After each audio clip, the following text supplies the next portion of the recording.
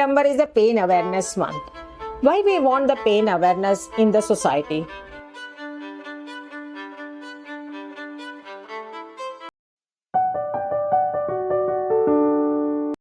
Because the pain medicine is the bit of newer branch where this pain medicine branch we are dedicated to all type of the pain. Here in pain medicine, it's not a pain management. We treat, we do fully recovery. How we do? First we assess the causes of the pain, what is the cause of the pain.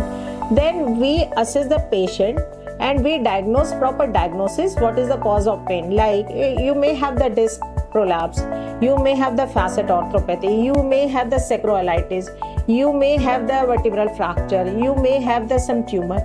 But for that you need a proper diagnosis. Back pain is a symptom for everything, and sometimes people don't go to the doctor to have a proper diagnosis, and then this back pain, maybe there is a red flag, there is a tumor, and when they come we do the MRI and they are ended with the stage 4 cancer. So we need to have the assessment of the patient and we have to do the proper diagnosis. But every disease has the symptom of pain. So if there is a shoulder pain is not the diagnosis. We have to make proper diagnosis. Like that, if patient is having knee pain, it may be if young, maybe ACL tear, maybe PCL, maybe ligament injury, maybe meniscus tear. So again, or maybe it's just simple bursa, which every problem has its own treatment. One shoe doesn't fit to all. So it is the pain physician who has done the 3 years BM in pain or maybe FNB in pain medicine.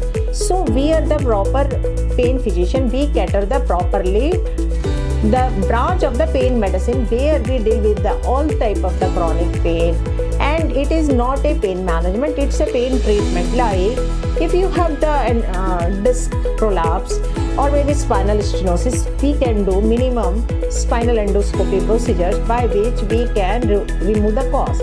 If it is a adhesive capsulitis, we do the hydrodistension and we again remove the adhesion.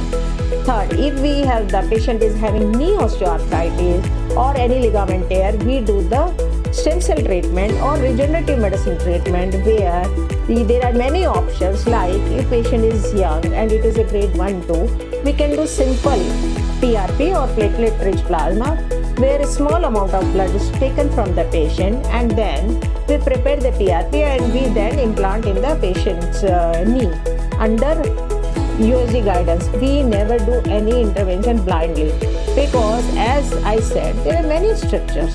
So you maybe not go to the proper place, as whenever you go anyway, you need what? Google Map, that is GPRS. So how we can play with your body, any doctor, and can inject anywhere blindly.